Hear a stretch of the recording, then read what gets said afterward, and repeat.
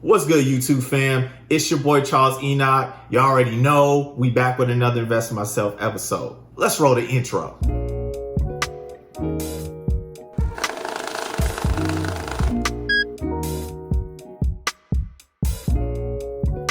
So today I want to talk about if you need a savings account or an emergency fund before you start adapting that velocity banking mindset. But before we get started, you already know your boy has to do the YouTube thing. So your boy's a few hundred hours shy from being monetized. So I'm gonna ask y'all, help a brother out. So the new slogan is, if the video nice, go ahead, watch it twice. If you're doing it for me, go ahead, watch it 3. Nah, but really though, don't forget to smash the like button for a brother. Make that thing turn blue. And if you're new to the channel, or if you watched a couple videos and you haven't done so yet, go ahead, take a little time, hit that subscribe button for me. I appreciate anybody that takes the time to do so. It helps me reach a higher audience base. And please don't forget to leave a comment down below, whether you liked the video, didn't like the video. All feedback is good feedback. All right, so there's some basic things we need to understand in regards to wealth building. So you should never be saving majority of your money.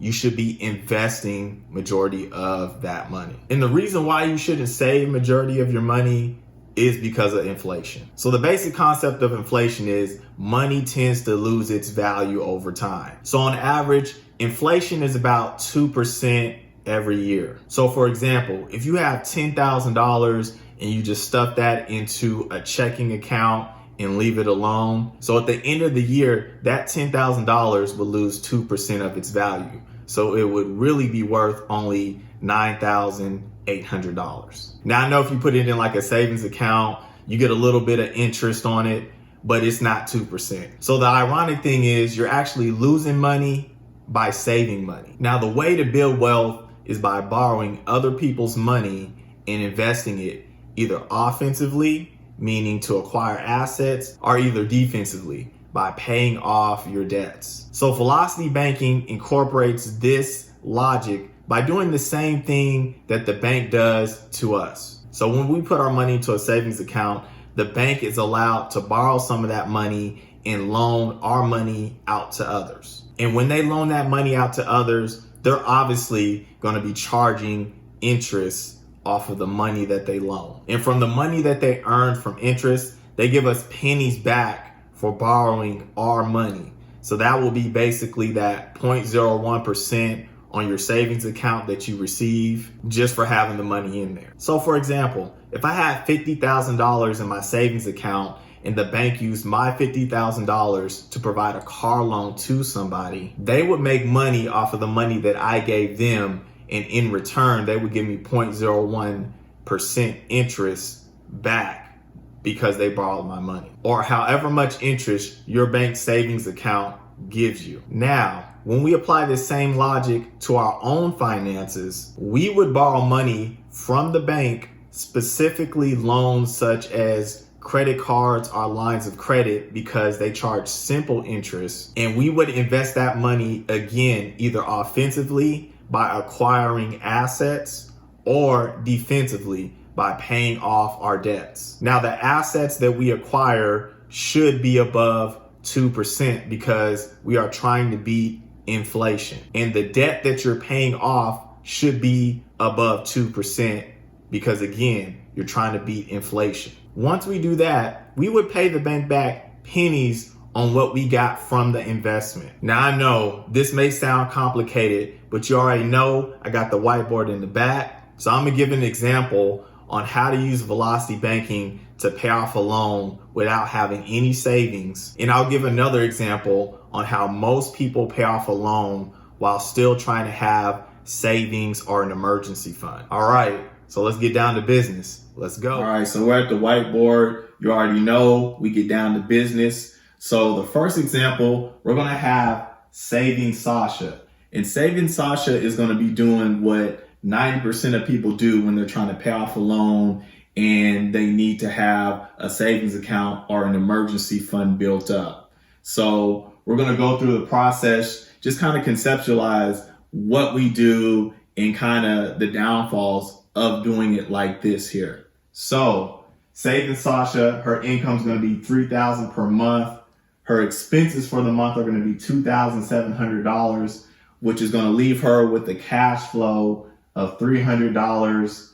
The loan Saving Sasha is trying to pay off is going to be $2,000. To kind of make this simple and just to prove my point here, the minimum payment is going to be $100 for the loan every month, and it all is going to go towards the interest of the loan. Down at the bottom, we have inflation. We will kind of tackle that after we look at the scenario, and it's all going to make sense.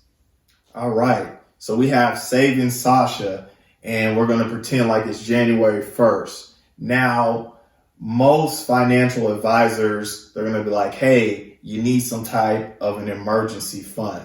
So Saving Sasha is trying to save her money up because she needs an emergency fund just in case something happens. While she's trying to save money, she's trying to pay down the loan as well.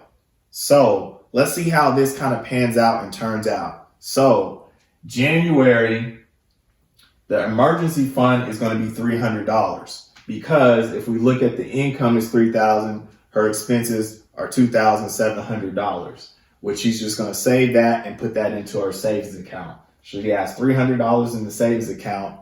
Remember, the loan is part of the expenses, and she's just going to pay the minimum payment, which all of it is going to go towards interest. So the debt is still at $2,000. Now, the loan interest that she's paid is $100 total because the $100 minimum payment went towards the loan. So let's look at the month of February.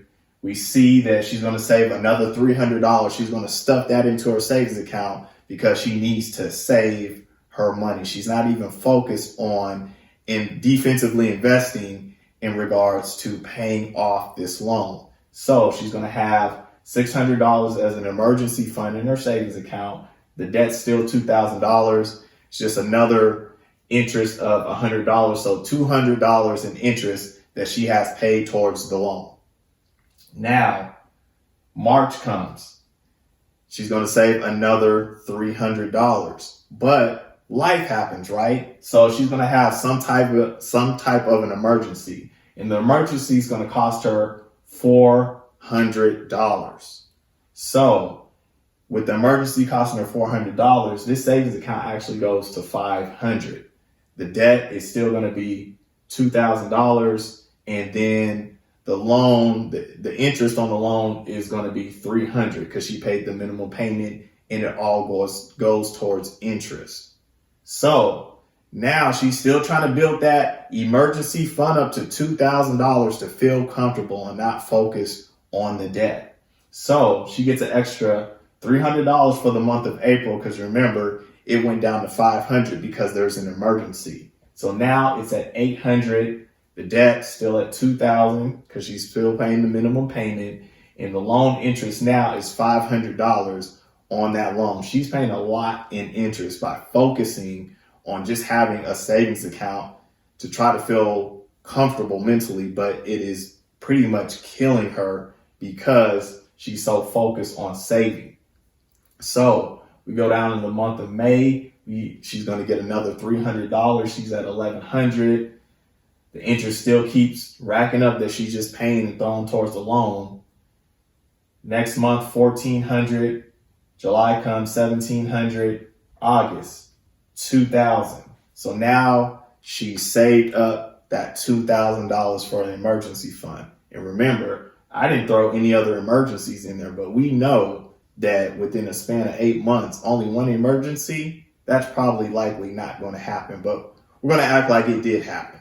She only had one emergency, and that is totally it, right? So now September, Saving Sasha can now focus on actually paying off the debt here. So if we see, and I see that there is an error here. So in September, instead of $1,600, it really should be $1,800. So we have to shift all of these. So I do apologize for that. But September is going to be $1,800 in regards to the debt. And why is that when the cash flow is $300? We have to remember that $100, the minimum payment goes towards interest. So the principal, you're paying $200 off. and then the other goes to interest. So we see that the loan interest is at $900 for September, that she's just paying in interest and not the principal. So in October, it's going to be down to that $1,600, November $1,400, December $1,200. So if we kind of take a look at this here, and again, I know the debt column does have an error in it, but for December, she has her emergency savings of $2,000. The debt on there should be $1,200. So she still has not paid off the loan yet. And the interest that she paid on the loan is $1,200. Now, here is the kicker. We still haven't paid off the loan, right? Inflation hits us next year. So she's going to lose 2% of her savings. So if inflation is 2% and she has $2,000 in savings, then she's losing $40 of that money. So all the money that she saved, since she did not invest it, she lost 2% of that. And she did not even pay off the loan within the year. Now, I know this example seems pretty extreme because, hey, how's your minimum payment? All of it goes towards interest. We know that isn't true, but majority of the time, a lot of the payment goes towards interest. So if we're just paying these minimum payments, we're applying a lot towards interest. And that's what I want you guys to see is that, hey, you're saving money on here, but you're actually losing money because of inflation and the interest that you're paying on the loan because you're not focusing on knocking down that loan, defensively investing.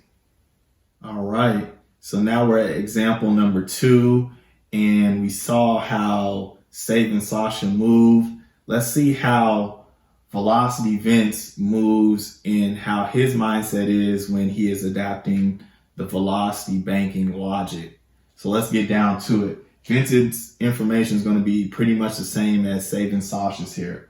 So Vincent's going to have an income of $3,000 a month. His expenses are going to be $2,700. His cash flow is going to be $300. And he's actually going to have a line of credit of $3,000. So pretty much he went to the bank, asked for a line of credit. He got approved for $3,000.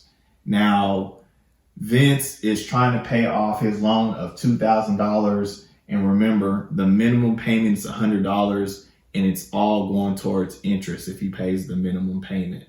So let's take a look at Vincent's logic with the Velocity banking and see how he does in regards to paying off his loan. All right, so we're on the other side of the board. And before we even kind of take a look at everything in January, we're going to go down to the equation and just kind of break it down so it's going to be making sense here. So Velocity Vince, he has a loan of $2,000 and he has the line of credit of $3,000. So using the Velocity banking logic, we are going to borrow money from the bank, pretty much the line of credit, to defensively invest, pretty much pay off the loan. So step 1, we're using $2,000 of the $3,000 on the line of credit. We're going to put that onto the loan to pay the loan off in full. What this does is going to increase the cash flow by $100. So if we see the magnet, the cash flow is $300, now it's $400 because the minimum payment is $100 and it's gone because we paid it off. What this does too is it's going to decrease our expenses by $100. So we see the other magnet, the expenses $2,700, they're down to $2,600 now. So once we do that, and this is still the month of January, right? We're going to use $2,000 of Vince's income because he gets $3,000 for the month. We're going to put that onto the line of credit. We're going to pay that line of credit back up to full. Now on step 3, we're going to use the remaining income, the $1,000. We're going to put that towards the expenses, which the expenses now are only $2,600. And that's going to equal $1,600 in expenses. Now, how is Vincent going to pay the expenses? He's going to use the line of credit, which he paid back up to full to $3,000, and he's going to apply that towards the expenses. And what we have to remember for this example, that since the payment on the loan, we have to take $100 for interest. So the expenses are actually $1,700 because we have to add an extra 100, because when we make that payment, they are going to take 100 for interest here. So if we're looking in January, our emergency fund, which is our line of credit, we don't even have a savings account or emergency fund in regards to savings. It is just our line of credit. So our line of credit is going to be $1,300. Our debt, our loan is zero because we paid that off. And the loan interest that we paid for the month, since the minimum payment was $100 and it goes towards interest, is $100 in interest. All right, so now we're on the month of February. Now what we need to do here, we're going to look at our line of credit at the end of January, which is $1,300. Now if we look at our equation, we are done with number one because the loan is pretty much paid off. So you can just kind of X that on out of here. So we're going to go to step two. If our line of credit is $1,300, we want to pay that back to full, back to $3,000. So we need to use $1,700 of our income, and we're going to put that towards the line of credit. That's going to pay that line of credit to full. Once we do that, we still have $1,300 remaining, because remember, the income is $3,000 that Vince gets. So he's going to put the $1,300 on the expenses, which are $2,600. If we do the math, that's going to be $1,300 left in expenses. Now, for this last step, our line of credit is back to full, back to $3,000. Our expenses are going to be $1,300. Now, remember, since we don't have a loan anymore, we don't have to worry about loan interest of that $100 that goes towards it. It is paid off, so we X that out. So the $3,000 minus the $1,300, we have $1,700 on our line of credit. So if we look at the end of February, emergency fund, which is our line of credit, is $1,700. Our debt is zero because we paid off the loan, and the loan interest is still just $100 because it's all paid off. It's always just going to be $100 that we paid in the interest because we focused on paying off that loan. All right, so now we're on the month of February. Now what we need to do here, we're going to look at our line of credit at the end of January, which is $1,300. Now if we look at our equation, we are done with number one because the loan is pretty much paid off. So you can just kind of X that on out of here. So we're going to go to step two. If our line of credit is $1,300, we want to pay that back to full, back to $3,000. So we need to use $1,700 of our income, and we're going to put that towards the line of credit. That's going to pay that line of credit to full. Once we do that, we still have $1,300 remaining because remember, the income is $3,000 that Vince gets. So he's going to put the $1,300 on the expenses, which are $2,600. If we do the math, that's going to be $1,300 left in expenses. Now for this last step, our line of credit is back to full, back to $3,000. Our expenses are going to be $1,300. Now remember, since we don't have a loan anymore, we don't have to worry about loan interest of that $100 that goes towards it. It is paid off, so we X that out. So the $3,000 minus the $1,300, we have $1,700 on our line of credit. So if we look at the end of February, emergency fund, which is our line of credit, is $1,700. Our debt is zero because we paid off the loan, and the loan interest is still just $100 because it's all paid off. It's always just going to be $100 that we paid in the interest because we focused on paying off that loan. All right, now we're on the month of March. What we're going to need to do is look at what our line of credit was at the end of February, which was $1,700. So if it's $1,700, we're going to go to step two of the equation. We want to get that back up to the $3,000. We want to fill that line of credit back up. So we're going to use $1,300 out of our $3,000 of income, it's going to put that line of credit back up to full. The next step, we're going to use the remainder of our income and we're going to apply that to the expenses, which are $2,600 for the month. We do the math, we have $900 left in expenses. What we're going to turn around and do is, since our line of credit is back up to full, we're going to use $900 of the $3,000 of line of credit to pay the expenses. This is going to leave us at $2,100 on our line of credit. So let's say an emergency comes in the month of March, and the emergency's $400. So that's going to pull us back down because the emergency we're going to use on the line of credit. That's our emergency fund. We don't need to save $2,000. We use the bank's money, right? So we're going to take $400 out of that $2,100, and that's going to leave our line of credit to $1,700. So $2,100 minus the $400 equals $1,700. All right, so we're in the month of April, and like we know, stuff happens. We had an emergency in the month of March. So at the end of March, our line of credit was $2,100, but we have to minus $400 for the emergency. So our line of credit is $1,700. So this is going to be pretty much like a repeat. So if we go down to step 2, we want to fill up the line of credit again. Since it's at $1,700, we're going to have to use $1,300 of our income of the $3,000, and then we're going to apply that towards the line of credit. We're going to fill that thing right on up to $3,000. We're going to use the remainder of our income, $1,700, to pay majority of our expenses. That's going to leave our expenses at the $900.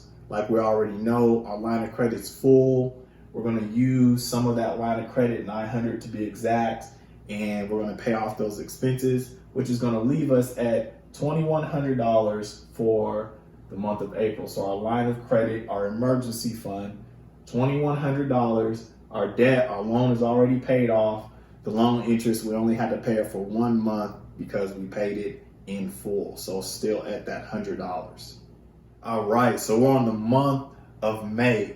And what we need to do, right, is look at April, what the line of credit was at the end of April, which was $2,100.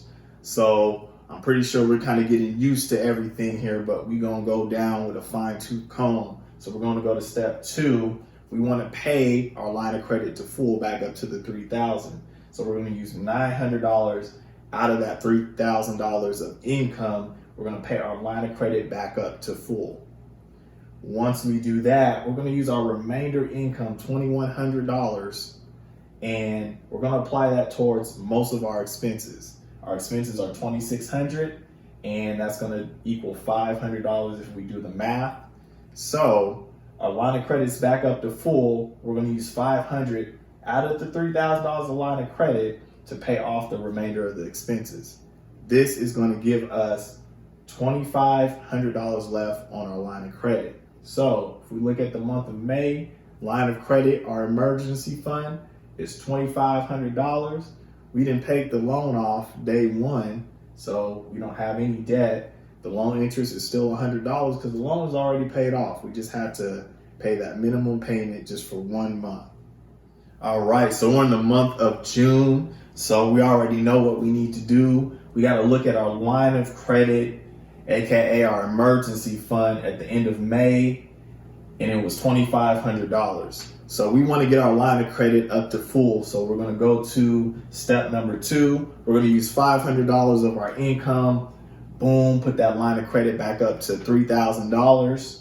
And then we're going to go to the next step. Our remainder income for the month is going to be $2,500. That's going to pay pretty much close to all of our expenses. And so that would be $100 if we do the math. Then we're going to use our line of credit and we're going to pay off $100 that is left. That's going to leave our line of credit at $2,900. So if we look at it, pretty much about 6 months and, you know, obviously some change. Me, honestly, I'll do like Uber Eats or something and get this little $100 up so it would be paid off in full. But if we look, it pretty much took us, it's way more than half the time, because saving Sasha, she didn't even pay off her loan fully within the year. So it would take us 6-7 months, to get this paid off by doing the velocity banking logic. So if we see here, saving money is actually losing you money. You can't save money, you have to invest your money. And the thing is, you don't need a savings account or an emergency fund. You get that from the bank. You get your line of credit, you get your credit cards just in case of an emergency, right? So this is the logic that we're using here. One other thing to note down at the bottom, to combat inflation with our emergency fund, which is our lines of credit, credit cards, I suggest that you should have multiple lines of credit or credit cards. But at the end of the year, to combat that inflation, all you're going to do is pretty much call up the bank, credit card company, whatever it is, and ask for a credit increase. If you can get a credit increase that's more than 2%, you beat inflation and you're still investing either offensively or defensively.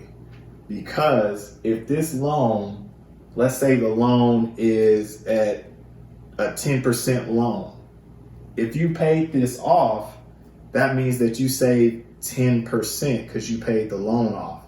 So by investing into that debt, you saved 10%. If you just saved your money up in a savings account, you lost 2%. So this is the logic that we're going to have to learn to adapt to, because Saving Sasha is doing what 90% of us do, and we wonder how we can't get ahead. It's because we're not thinking in the proper manner in regards to investing. So I hope this was helpful. Again, definitely leave a comment if it was, if it wasn't, anything that you want me to kind of talk about, any questions, definitely drop those comments. Remember to smash the like button, make that thing turn blue. I also have many other videos, so go ahead and check those out. And remember to share this with a couple other people as well. And if you are new to the channel or haven't done so yet, go ahead, hit that subscribe button. And like always, you guys have a good weekend. Peace out.